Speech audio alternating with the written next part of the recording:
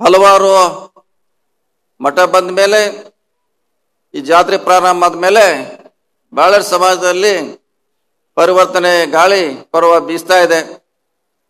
ಅದು ಕಾರ್ಯರೂಪಕ್ಕೆ ಬರ್ಬೇಕಾದ್ರೆ ಇನ್ನೂ ಸಮಯ ಬೇಕಾಗ್ತದೆ. ಒಂದೇ ಸಾರಿ ಎಲ್ಲ ನಾವು ಪಡಿಲಿಕ್ಕೆ ಆಗೋಲ್ಲ. ಯಾಕೆ 4,000 ವರ್ಷದಿಂದ ಕಳ್ಕೊಂಡಿದ್ದೀವಿ. ಈಗ 70 ವರ್ಷಗಳಲ್ಲಿ ನಾವು ಪಡೆಯುವಂತ ಕೆಲಸ ಮಾಡ್ತಿದ್ವಿ. ಡಾಕ್ಟರ್ ಬಾಬಾ ಸಾಹೇಬ್ ಅಂಬೇಡ್ಕರ್ ಸಂವಿಧಾನ ಬಂದ ಮೇಲೆ ನಾವೆಲ್ಲ ಉದ್ಯೋಗಗಳಲ್ಲಿ, ರಾಜಕೀಯದಲ್ಲಿ, ಆರ್ಥಿಕ ಹಣಕಾಸು ಪಡೀಲಿಕ್ಕೆ ಸಾಧ್ಯ ಆಗಿದೆ. ಇನ್ನು ಸ್ವಲ್ಪ ಸಮಯ ಬಂದ್ಮೇಲೆ ಖಂಡಿತವಾಗಿ ನಾವು ಕೂಡ ಮುಂಚಿನ ಇಲ್ಲಿ ಬರ್ತೀವಿ ಅನ್ನೋ ವಿಶ್ವಾಸ ನನಗಿದೆ ಅನ್ನೋ ಮಾತನ್ನ ಈ ಸಂದರ್ಭದಲ್ಲಿ ಹೇಳುತ್ತಾ, ವಿಶೇಷವಾಗಿ ಸ್ವಾಮೀಜಿಯವರ ಪ್ರಯತ್ನದಿಂದ, ಹಿಂದಿನ ಸ್ವಾಮೀಜಿ ಅವರು ಮತ್ತು ಈಗಿನ ಸ್ವಾಮೀಜಿ ಅವರ ಪ್ರಯತ್ನದಿಂದ ಈ ಸಮಾಜವನ್ನ ರಾಜ್ಯದಲ್ಲಿ ಕಟ್ಟುವಂತ ಪ್ರಯತ್ನ ಅವ್ರಿಗೆ ಆಗಿದೆ. ಆ ಶ್ರೇಯಸ್ ಎಲ್ಲ ಕೂಡ ಇಬ್ಬರು ಸ್ವಾಮೀಜಿ ಅವರಿಗೆ ಹೋಗ್ತದೆ ಅನ್ನೋ ಮಾತನ್ನು ಕೂಡ ನನಗೆ ಹೇಳಲಿಕ್ಕೆ ಹೆಮ್ಮೆ ಆಗ್ತದೆ. ಯಾಕಂದ್ರೆ ನಮ್ಮ ದೇವೇಂದ್ರಪ್ಪನವ್ರು ಹೇಳ್ದಂಗೆ ಸುಮಾರು 150 ದಿವಸಕ್ಕಿಂತ ಹೆಚ್ಚಿಗೆ ಧರಣಿ ಮಾಡಿ, ರಾಜ್ಯದ ಬೀದರ್ನಿಂದ ಬೆಂಗಳೂರಿಗೆ ಪಾದಯಾತ್ರೆ ಮಾಡಿ ಈ ಸಮುದಾಯಕ್ಕೆ ಸಿಗಬೇಕಾದ 7% ಮೀಸಲಾತಿ ಕೊಡಿಸುವಲ್ಲಿ ಯಶಸ್ವಿ ಆಗಿದ್ದಾರೆ. ಹೀಗಾಗಿ ಅವರ ಪಾತ್ರ ಬಹಳಷ್ಟಿದೆ ಅನ್ನೋದು ಕೂಡ ನಾವು ಇವತ್ತ ಮನಗಾಣಬೇಕಾಗಿದೆ, ಹೆಮ್ಮೆ ಕೂಡ ಪಡಿಬೇಕಾಗಿದೆ. ಒಂದೊಂದು ಸಾರಿ ಸ್ವಾಮೀಜಿಯವರ ನೇತೃತ್ವ ಬಹಳ ಅವಶ್ಯಕತೆ ಇದೆ. ಸಮಾಜಕ್ಕೆ ಬೇಕಾಗಿರುವಂತ ಸರ್ಕಾರದಿಂದ ಸೌಲಭ್ಯ ಪಡೀಲಿಕ್ಕೆ ಸ್ವಾಮೀಜಿಯವರ ನೇತೃತ್ವ ಬಹಳ ಅವಶ್ಯಕತೆ ಇದೆ. ತಮ್ಮೆಲ್ಲ ಆಶೀರ್ವಾದದಿಂದ ಇವತ್ತು ವಿಶೇಷವಾಗಿ ಈ ಸಮುದಾಯ ಗಟ್ಟಿ ಆಗಿದೆ. ಅದರ ಹಕ್ಕ ಕೇಳುವಂತ ಒಂದು ಮಟ್ಟಕ್ಕೆ ಅದು ಖಂಡಿತವಾಗಿ ಬಂದಿದೆ.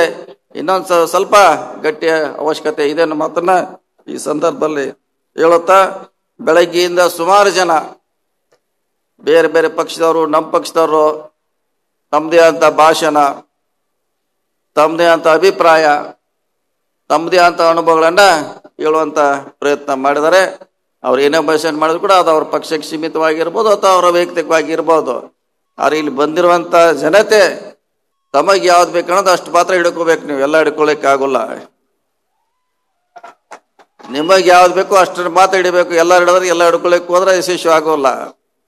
ಯಾವ್ದು ನಮ್ಮನ್ನ ಸ್ವಾಭಿಮಾನತ ಒಯ್ತದೆ, ನಾವು ಕೂಡ ಸಾಮಾಜಿಕವಾಗಿ ಪ್ರಬಲರಾಗ್ತೇವೆ, ಆರ್ಥಿಕವಾಗಿ ಸಬಲೀಕರಣ ಆಗ್ತದೆ ಅನ್ನೋದು ಮಾತ್ರ ಇವತ್ತು ಕಂಡುಹಿಡಿಬೇಕಾಗಿದೆ. ಅದನ್ನ ಮಾತ್ರ ತಾವು ಮನೆಗೆ ಒಯ್ಬೇಕು. ಇಲ್ಲಿ ಆಗಿರುವಂತ ಎಲ್ಲಾ ಭಾಷೆಗಳನ್ನು ಕೂಡ ತಮ್ಮ ಮನೆಗೆ ಒಯ್ದ ಅವಶ್ಯಕತೆ ಇಲ್ಲ. ನಿಮ್ಮ ಪ್ರಗತಿ, ನಿಮ್ಮ ಶಿಕ್ಷಣ, ನಮಗೆ ಯಾರು ಶತಮಾನಗಳಿಂದ ಶಿಕ್ಷಣದಿಂದ ವಂಚಿತರು ಮಾಡಿದ್ರು, ಯಾರು ನಮ್ಮನ್ನ ಆರ್ಥಿಕತೆಯಿಂದ ದೂರ ಇಟ್ಟಿದ್ರು, ಈ ವೇದಿಕೆ ಮೂಲಕ ಅದನ್ನು ಕೂಡ ಇವತ್ತು ಚರ್ಚೆ ಬಹಳ ಅವಶ್ಯಕತೆ ಇದೆ. ಅದಕ್ಕಾಗಿ ನಮ್ಮ ಸಂವಿಧಾನದಿಂದ ನಾವು ಕೂಡ ಮುಖ್ಯವಾಣಿಗೆ ಬಂದಿದ್ದೇವೆ. ಇನ್ನೊಂದು ಸ್ವಲ್ಪ ಸಂಘರ್ಷ ಆದ್ರೆ ಖಂಡಿತವಾಗಿ ನಮ್ಮ ಗುರಿಯನ್ನು ನಾವು ಮುಟ್ತೀವಿ ಅನ್ನೋ ಮಾತನ್ನ ಈ ಸಂದರ್ಭದಲ್ಲಿ ಹೇಳುತ್ತಾ, ಈ ಜಾತ್ರೆ ಬಹಳಷ್ಟು ಸಮಾಜದಲ್ಲಿ ಪರಿವರ್ತನೆ ಆಗಲಿಕ್ಕೆ ಸಹಕಾರಿ ಆಗಿದೆ ಅನ್ನೋ ಮಾತನ್ನ ಈ ಸಂದರ್ಭ ಹೇಳುತ್ತಾ, ಸಿದ್ದರಾಮಯ್ಯ ಸರ್ಕಾರದಲ್ಲಿ ಇನ್ನೂ ನಮಗೆ ಬಹಳಷ್ಟು ಕೆಲಸ ಆಗಬೇಕಾಗಿದೆ. ಈಗಾಗಲೇ ಪಟ್ಟಿಯನ್ನು ನಮ್ಮ ಅಧ್ಯಕ್ಷ ಕೊಟ್ಟಿದ್ದಾರೆ. ಅದ್ರ ಬಗ್ಗೆ ಖಂಡಿತವಾಗಿ ಗಮನ ಸೆಳೆಯುವಂತ ಪ್ರಯತ್ನ ಮಾಡ್ತೀವಿ.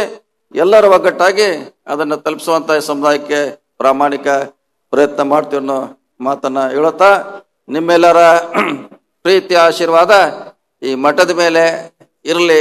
ಇನ್ನೂ ಇದನ್ನ ಗಟ್ಟಿಯಾಗಿ ಬೆಳೆಸಬೇಕಾಗಿದೆ ಅನ್ನೋ ಮಾತನ್ನ ಮತ್ತೊಮ್ಮೆ ಹೇಳುತ್ತಾ, ಬಹಳಷ್ಟು ಇನ್ನೂ ನಮ್ಮ ಗೃಹ ಸಚಿವರು ಮಾದೇವಪ್ಪನವರು ತಮ್ಮನ್ನು ಉದ್ದೇಶಿಸಿ ಮಾತಾಡಿದ್ದಾರೆ. ಸನ್ಮಾನ್ಯ ಮುಖ್ಯಮಂತ್ರಿಗಳು ಬರಬೇಕಾಗಿತ್ತು. ಆರ ತಮಗೆಲ್ಲ ಗೊತ್ತಿರುವಂತೆ ಅದು ಅನಿವಾರ್ಯ ಕಾರ್ಯಗಳಿಂದ ಈ ಸಭೆಗೆ ಅವ್ರಲ್ಲೇ ಬರ್ಲಿಕ್ಕಾಗಿಲ್ಲ. ಮುಂದಿನ ಸಾರಿ ಖಂಡಿತವಾಗಿ ಮತ್ತೆ ಕಾರ್ಯಕ್ರಮದಲ್ಲಿ ಭಾಗವಹಿಸಿ ನಮ್ಮ ಸಮಸ್ಯೆಗಳಿಗೆ ಪರಿಹಾರ ಬೆಳಕು ಚೆಲ್ತಾರೆ ಅನ್ನೋ ಮಾತನ್ನ ಮತ್ತೊಮ್ಮೆ ಹೇಳುತ್ತಾ, 2025ರ ವಾಲ್ಮೀಕಿ ಜಾತ್ರೆ ಯಶಸ್ವಿ ಆಗಲಿ. ಈ ವೇದಿಕೆಯಿಂದ ಹಲವಾರು ಆಶೆಗಳನ್ನು ಇತ್ತು. ತಮ್ಮೂರಿಗೆ ಹೋಗಬೇಕು, ತಮ್ಮಲ್ಲಿರುವಂತ ಗ್ರಾಮಗಳಲ್ಲಿ ಈ ಸಮುದಾಯವನ್ನ ಸಂಘಟನೆ ಮಾಡಲಿಕ್ಕೆ ಬೆಳೆಸುವಂತ ಪ್ರಾಮಾಣಿಕ ಪ್ರಯತ್ನ ಆಗಲಿ ಅನ್ನೋ ಮಾತನ್ನು ಹೇಳಿ ನನ್ನ ಮಾತು ಮುಗಿಸ್ತೀನಿ. ನಮಸ್ಕಾರ ಎಲ್ಲರಿಗೂ.